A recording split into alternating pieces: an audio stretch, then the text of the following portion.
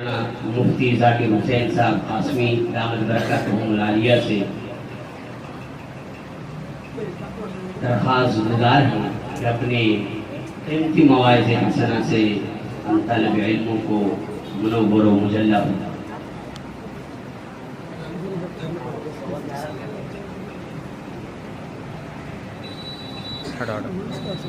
مفتی صاحب کا آنا بسم اللہ الرحمن الرحیم وبه نستعین اما بعد اعوذ باللہ من الشیطان الرجیم بسم اللہ الرحمن الرحیم الرحمن علم القرآن خلق الانسان علمه البیان صدق اللہ العظیم۔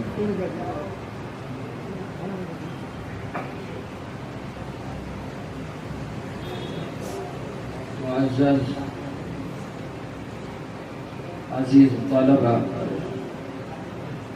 جیسا کہ ابھی اعلان ہوا اور آپ لوگوں کو یہ معلوم ہوا کہ یہ دینی تعلیم کے نئے سال کا آغاز اور مدرسہ حاضہ کی انجمن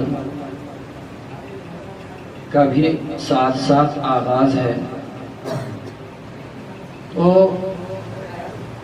اس متبرک موقع پر کچھ باتیں آپ کے سامنے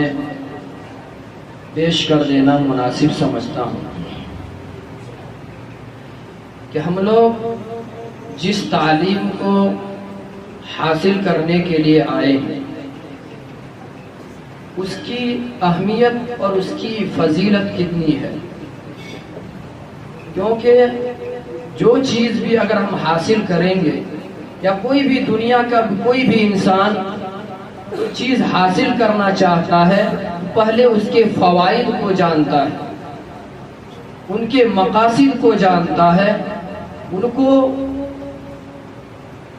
وہ تحقیق کرتا ہے کہ جو چیز میں حاصل کرنے جا رہا ہوں اس سے اپنے کو کتنا فائدہ مل سکتا ہے۔ اگر اس چیز کے حصول پر اگر فوائد نظر آتے ہیں تو لوگ اس کے پیچھے جاتے ہیں، اس کو حاصل کرنے کے لیے محنتیں کرتے ہیں، کوششیں کرتا ہے، اور اگر اس چیز کے حصول کے پیچھے اگر اس انسان کا کوئی فائدہ نہیں ہے، نہ ہی دنیاوی فائدہ نظر آ رہا ہے نہ ہی اخروی فائدہ نظر آ رہا ہے، ایسی حالت میں وہ انسان اس چیز کے پیچھے نہیں بھاگتا ہے۔ تو فوائد کو پیش نظر رکھ کر انسان چیزوں کے پیچھے کوشش کرتا ہے، اپنی محنتیں لگاتا ہے، اپنا لگن لگاتا ہے، اپنا تعلق اس چیز سے جوڑتا ہے تاکہ اس چیز کے حصول کے بعد مجھے دنیاوی بھی فوائد نظر آ رہا ہے اور خصوصاً آخرت کا بھی فائدہ اس میں نظر آتا ہے۔ تو جس چیز کے حصول پر اگر فوائد مرتب ہوتے ہیں اس چیز کے حصول کے خاطر انسان تن من دھن سب کچھ لگا دیتا ہے، اپنی محنتیں لگا دیتا ہے، مشکلوں کو برداشت کرتا ہے، مصائب و آلام کو برداشت کرتا ہے، صرف اس وجہ سے اس چیز کے حصول کے بعد ہمارے لیے منافع ہے، ہمارے لیے فوائد ہے۔ ہم بھی جس چیز کے حاصل کرنے کے لیے ہم آئے ہیں ہم بھی جاننا چاہتے ہیں اس کے حصول کے بعد، اس کے حصول کے پیچھے ہمارے لیے کیا منافع ہے، ہمارے لیے کیا فوائد ہیں۔ جب تک ہمارے لیے فوائد مرتب نہیں ہوتا بلکہ دنیا کے کسی بھی انسان کہ اگر سامنے فوائد نظر نہ آئے تو انسان اس چیز کے پیچھے نہیں بھاگتا ہے۔ اگر ہم آج دور دراز سفر کر کے یہاں آئے ہیں جس چیز کو حاصل کرنے کے لیے اس کے پیچھے ہمارے لیے کیا منافع رکھتا ہے، کیا فوائد ہے، ہمارے لیے دنیاوی کیا فائدے ہیں، ہمارے لیے اخروی کیا فائدے ہیں۔ تو آج ہم یہ جاننا چاہتے ہیں اس دینی تعلیم کے حصول کے بعد اس کے پیچھے ہمارے لیے کیا منافع ہے، کیا فوائد مرتب ہوتے ہیں، اس چیز کی اہمیت کتنی ہے، اس کی فضیلت کیا ہے۔ ابھی میں نے قرآن کریم کی آیت تلاوت کی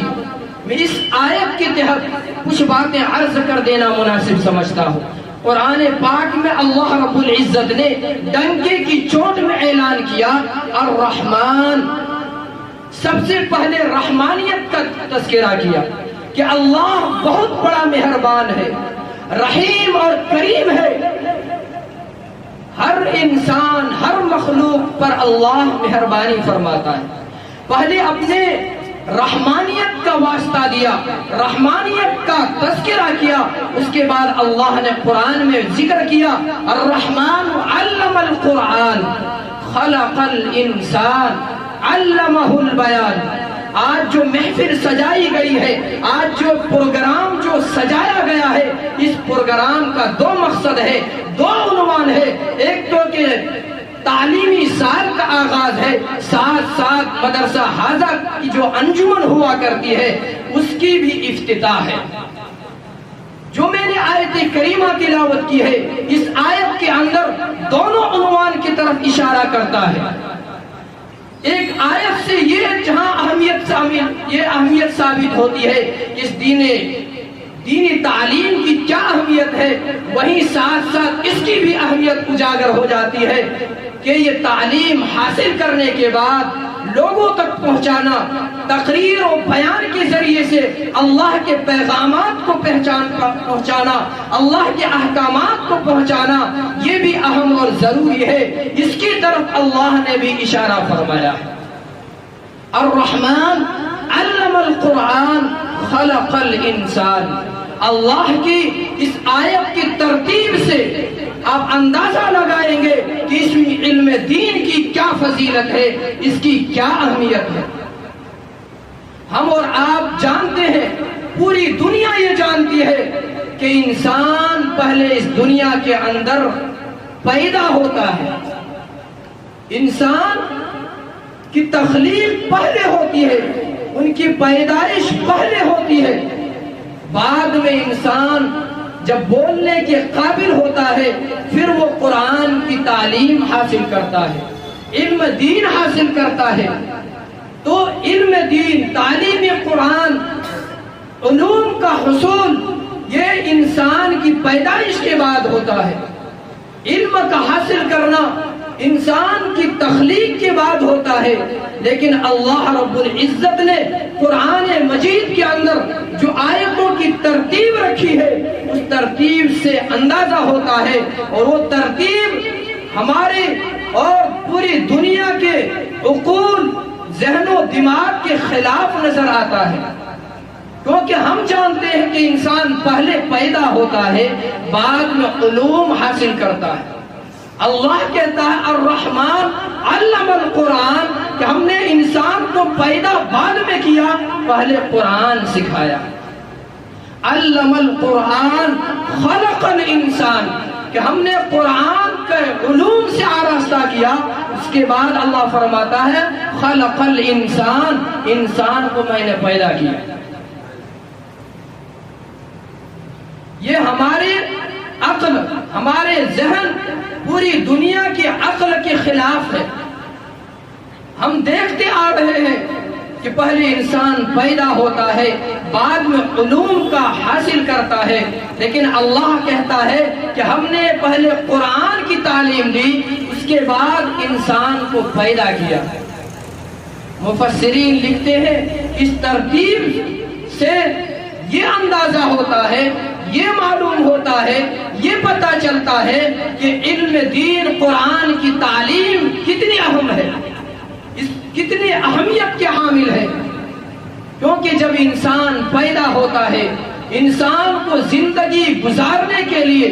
صحیح راستہ اختیار کرنے کے لیے، اگر کوئی انسان یہ چاہتا ہے کہ ہماری ملاقات خدا سے ہو، اگر ہمارا تعلق انبیاء علیہ السلام سے ہو، اگر ہمارا رابطہ اگر اللہ سے ہو، تو ان کے لیے ضروری ہے، اس انسان کے لیے ضروری ہے کہ قرآن کی تعلیمات سے آراستہ ہو۔ اس لیے اللہ رب العزت نے انسان کی تخلیق سے پہلے انسان کو صحیح زندگی گزارنے اور صحیح راستے پر چلنے کا جو نمونہ اور آئیڈیل ہے اس آئیڈیل کا پہلے تذکرہ کیا ہے، اس چیز کا پہلے ذکر کیا ہے، اس چیز کو پہلے بتایا ہے کہ جس چیز کی وجہ سے انسان صحیح زندگی گزار سکتا ہے، جس چیز کی وجہ سے انسان صحیح راستہ اختیار کر سکتا ہے، جس چیز کو فالو کرنے کے بعد اللہ تک پہنچ سکتا ہے، جس کو اختیار کرنے کے بعد انبیاء سے اس کو محبت ہو سکتی ہے، صحابہ سے محبت ہو سکتی ہے، اللہ سے اس کا تعلق جڑ سکتا ہے، وہ چیز ہے قرآن کی تعلیم۔ اس لیے اس چیز کو پہلے اللہ نے ذکر کیا کہ اگر اس چیز کو انسان نہیں اپناتا ہے، اگر اختیار نہیں کرتا ہے، تو وہ انسان صحیح راستہ پر نہیں چل سکتا ہے، اللہ سے اس کا لگاؤ نہیں ہو سکتا ہے،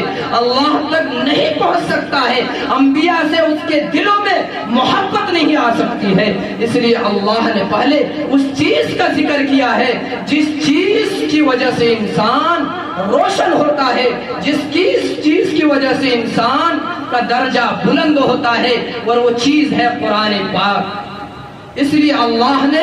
تخلیقی انسان سے پہلے تعلیم قرآن کا ذکر فرمایا۔ اس سے اندازہ ہوتا ہے کہ ہماری تخلیق کا مقصد قرآن کی تعلیم،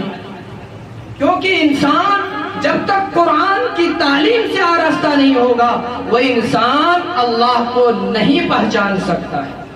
اللہ کی معرفت اس کو نہیں حاصل ہو سکتی ہے۔ اگر ہمیں چاہیے کہ ہمیں اللہ کی معرفت حاصل ہو جائے، ہم اللہ کو پہچاننے لگے، اگر عرفان اللہ حاصل ہو جائے، اگر ہم اللہ سے رابطہ جوڑنا چاہیں، تو ضروری ہمارے لیے قرآن کی تعلیم سے آراستہ ہو۔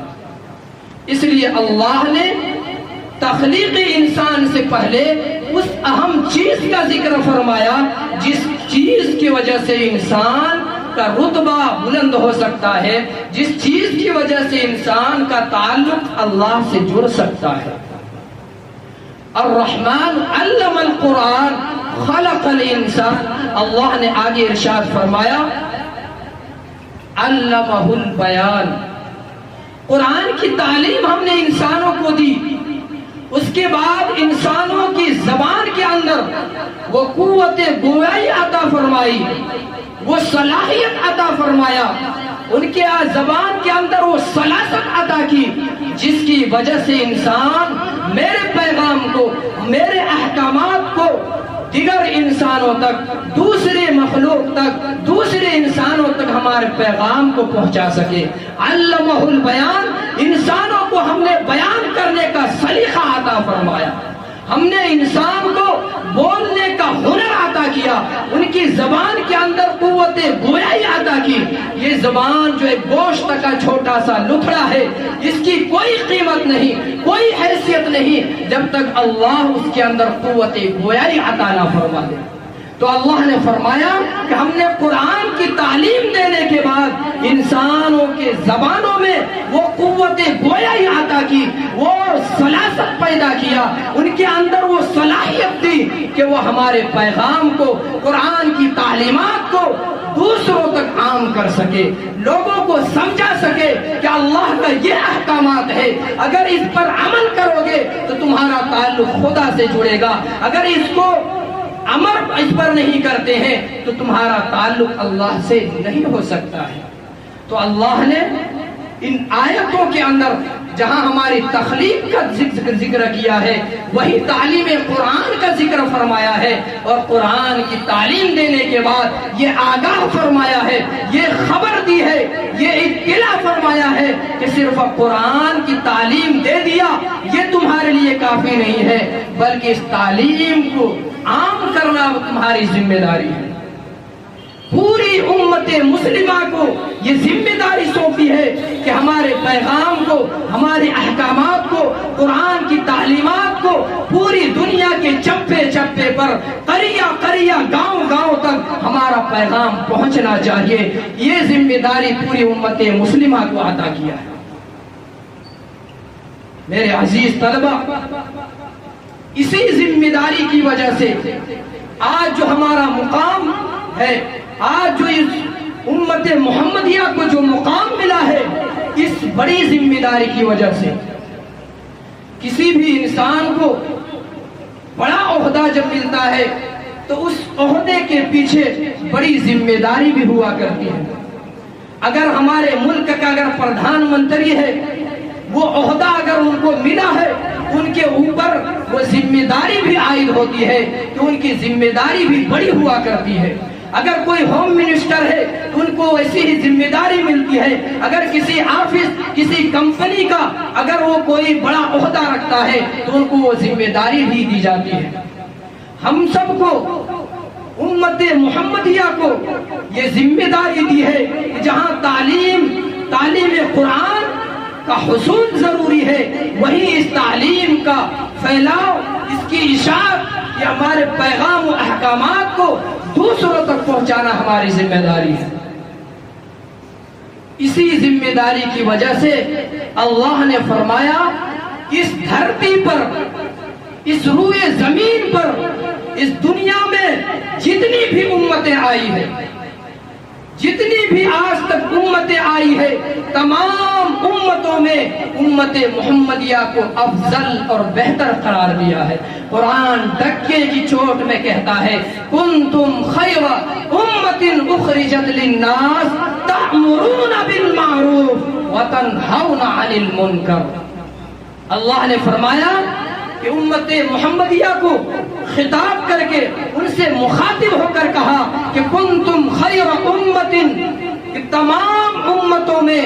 امت محمدیہ سب سے بہتر، سب سے افضل، سب سے اشرف ہے. اور یہ اشرفیت، یہ افضلیت، یہ بلندی، یہ درجات ملی ہے تو کس وجہ سے؟ وہ ذمہ داری ہے، جو ذمہ داری ہمیں عطا کی ہے، اس ذمہ داری کا بھی ذکر فرمایا ہے کنتم خیر امت اخرجت للناس تأمرون بالمعروف وتنہون عن المنکر. کہ ہم اللہ کے احکامات کو عام کریں گے. اللہ نے جو حکم دیا کہ یہ کرنے کو کہا گیا ہے، اللہ کے اس احکام کو لوگوں تک پہنچانا ہے کہ اللہ کا یہ حکم ہے کہ یہ کرنا چاہیے. وَتَنْهَوْنَ عَنِ الْمُنْكَرِ، جس سے اللہ نے منع کیا ہے، جو منہیات چیزیں ہیں جو اللہ کے نبی نے منع کیا ہے، اس سے خود بھی رکنا ہے اور دوسروں لوگوں تک، دوسروں تک یہ پیغام پہنچانا ہے کہ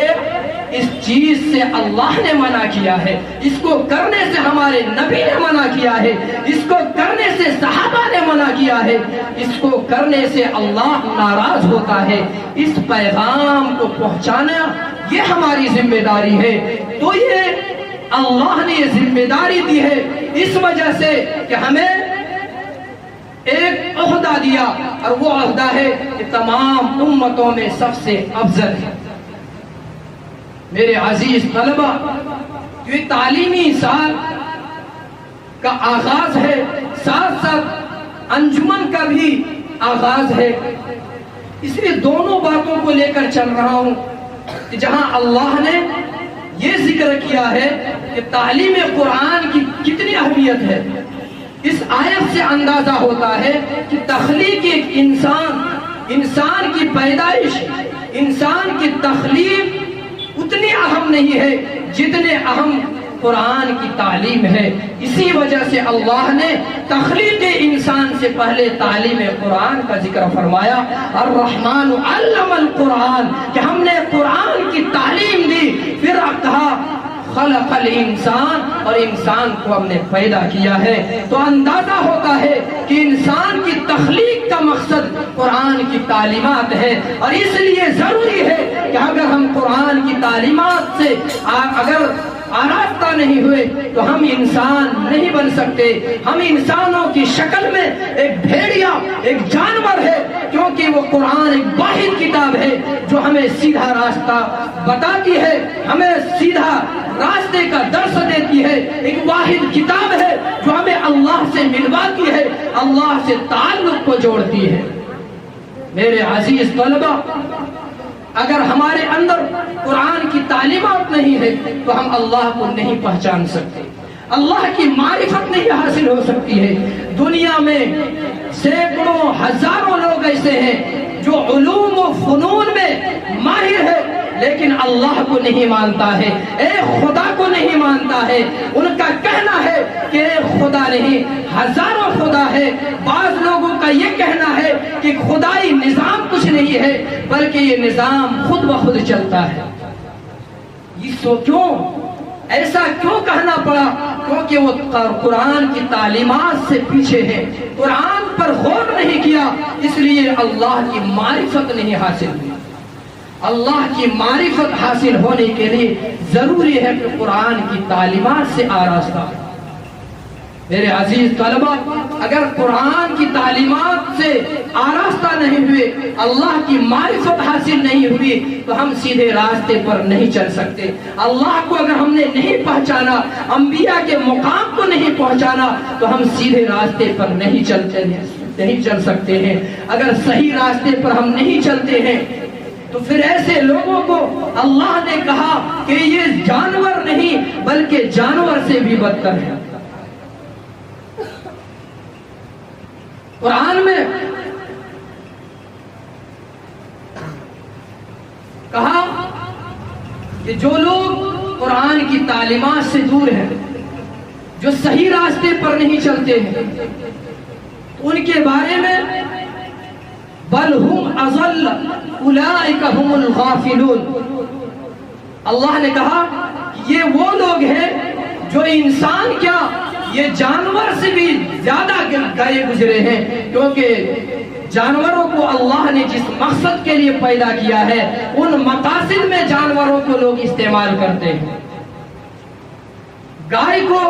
کس مقصد کے لیے پیدا کیا؟ تاکہ انسان اس سے دودھ حاصل کرے اور اپنی زندگی صحیح گزارے، اپنا فائدہ اٹھاتا ہے۔ انسان ان جانوروں سے ہر وہ فائدہ اٹھاتا ہے جن مقاصد کے لیے، جن فوائد کے لیے اللہ نے جانوروں کو پیدا کیا ہے۔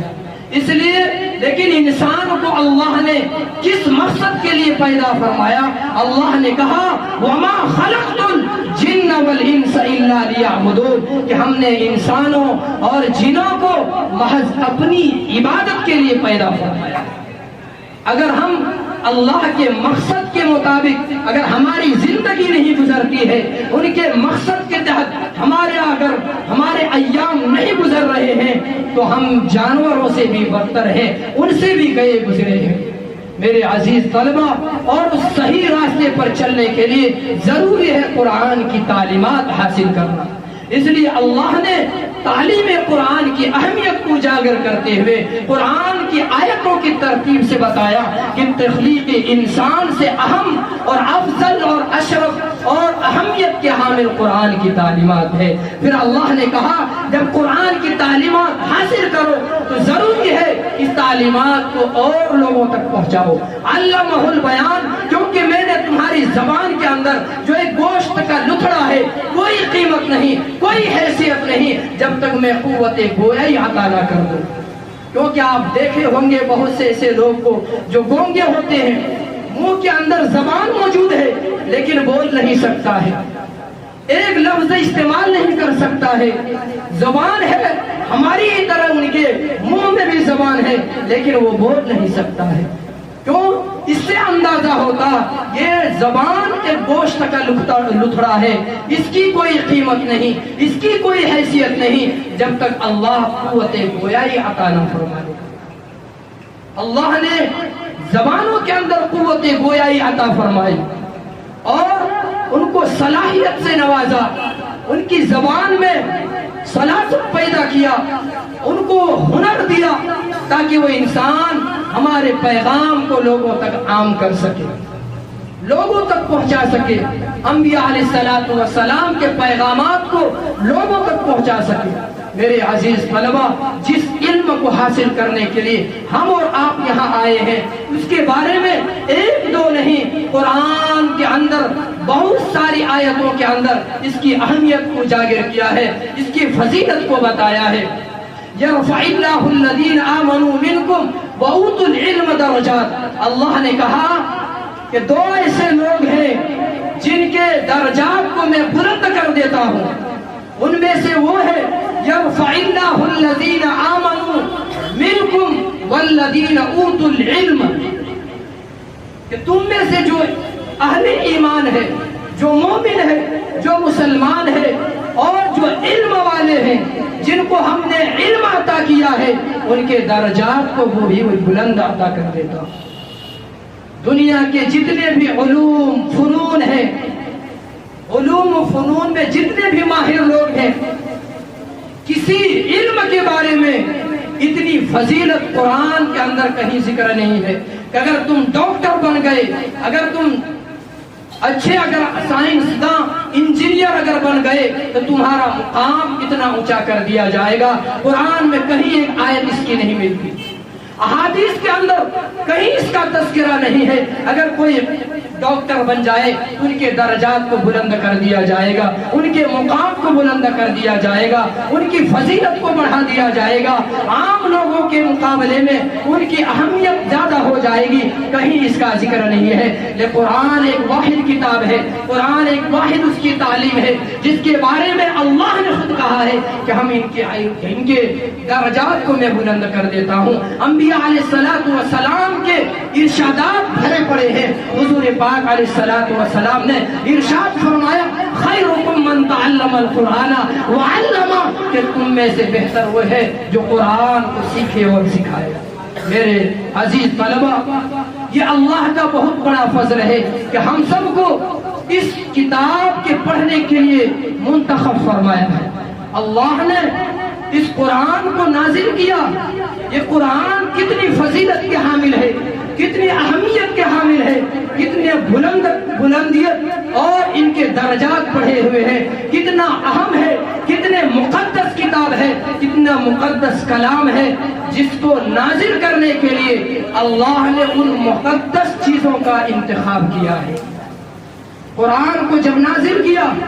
ایسے نبی پر نازل کیا، ایسے فرشتے کے ذریعے اب آپ نے اللہ رب العزت نے نازل کیا، اور ایسے فرشتے کے ذریعے بھیجا جو تمام فرشتوں میں افضل ہے، تمام فرشتوں میں افضل، تمام فرشتوں کے سردار، سید الملائکہ جسے کہتے ہیں، جسے ہم اور آپ جبرائیل امین کے نام سے جانتے ہیں۔ تو قرآن کتنا اہم ہے۔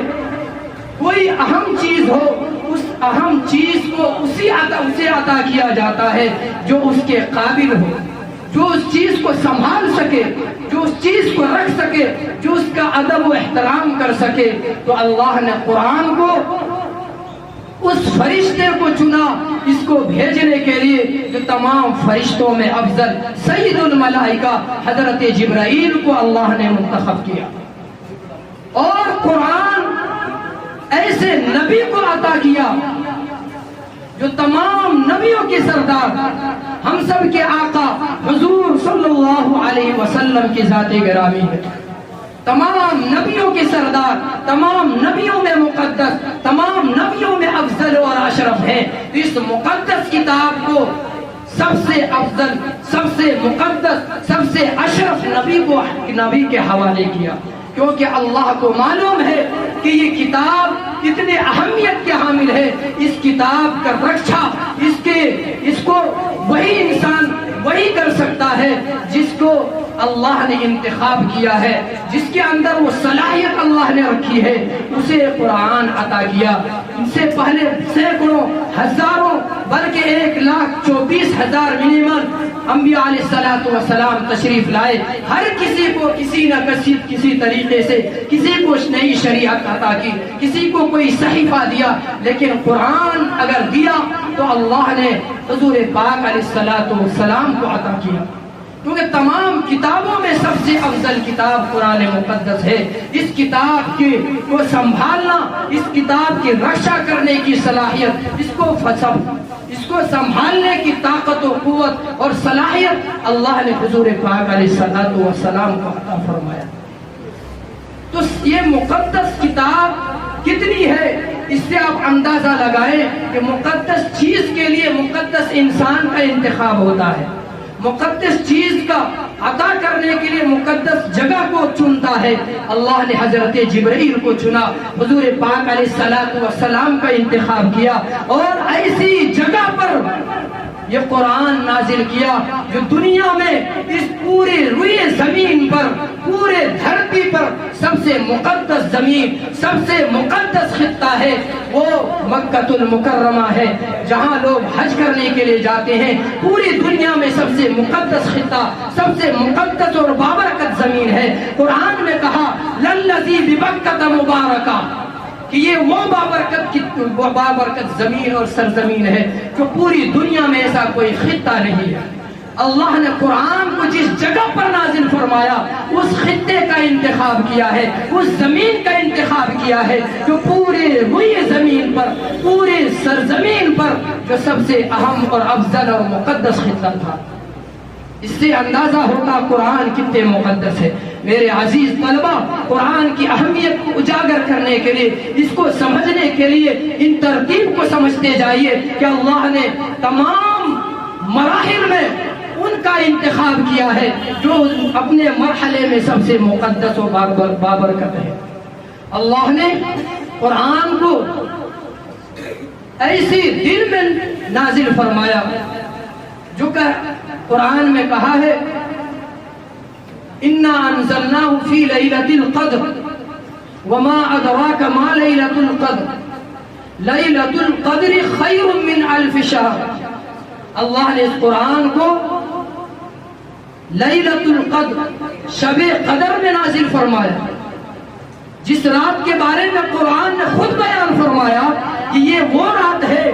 کہ سب سے افضل، بلکہ 1000 راتوں سے بھی افضل اور اشرف رات ہے۔ اللہ نے اس قرآن کو نازل کے لیے اس رات کا انتخاب فرمایا۔ میرے عزیز طلبہ، اس سے اندازہ ہوتا ہے کہ اس قرآن کتنے عظیم ہے، کتنی عظمت ہے، کتنی اس کی فضیلت ہے۔ اور پھر اس قرآن کو تعلیم اللہ نے دیا اور اس پیغام کو عام کرنے کے لیے اللہ نے اس جماعت کو انتخاب کیا ہے جس جماعت کے بارے میں خیر القرون کہا جاتا ہے کہ سب سے بہتر جماعت انبیاء علیہ السلام کے بعد اگر اس دھرتی پر، اس دنیا میں اگر کوئی جماعت مقدس جماعت گزری ہے تو وہ صحابہ کرام کی جماعت ہے۔ اللہ نے یہ صحابہ کرام کا انتخاب فرمایا جس کے بارے میں اللہ نے کہا کہ ان کے قلوب کو ہم نے تقویٰ کے لیے خالص کر رکھا ہے، ان کے دلوں کے اندر صرف اللہ کی للہیت، اللہ کی خشیت، اللہ کا ڈر تھا، صرف اللہ کا خوف ہوا کرتا تھا۔